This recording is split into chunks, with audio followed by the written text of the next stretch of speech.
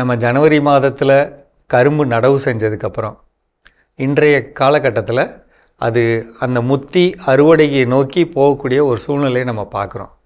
அந்த மாதிரி நேரத்தில் நிறைய இடங்களில் கரும்பு போட்டிருக்க நிறைய இடங்களில் நம்ம பார்க்குறது தண்டு துளைப்பான்.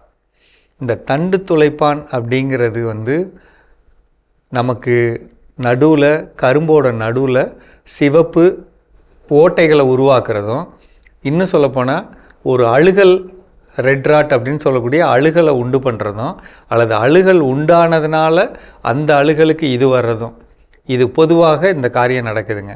பொதுவாக இந்த தண்டு துளைப்பான் வரக்கூடாது அப்படிங்கிறப்ப, அல்லது பூஞ்சை தொற்று வரக்கூடாது, அழுகலை உண்டு பண்ணக்கூடிய பூஞ்சை தொற்று வரக்கூடாது அப்படின்னா 8வது மாதம் நம்ம உள்ளே போய் பெரிய அளவில் தெளிக்க முடியுமான்னு தெரில. அதற்கு நம்ம தரைவழியில் சொட்டு நீர் பாசனம் போட்டிருந்தால் அது மூலமாகவோ, அல்லது தரையில் தண்ணீர் பாயும்போது அது மூலமாகவோ நம்ம கொடுக்க வேண்டிய திரவம் 3 திரவம் இருக்குங்க. ஒன்று ட்ரைகோடர்மா விரிடி, இன்னொன்று பாசிலோமைசிஸ், 3வது மெட்டாரேசியம். 3 கலந்துக்கணும்.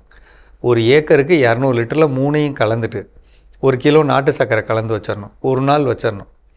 ஒரு நாள் வச்சுட்டு அதை தரைவழி கொடுத்துடலாம். இப்படி கொடுக்குறப்ப வேர்பகுதியில் இருக்கக்கூடிய அழுகல் கிருமிகள் போயிடும்.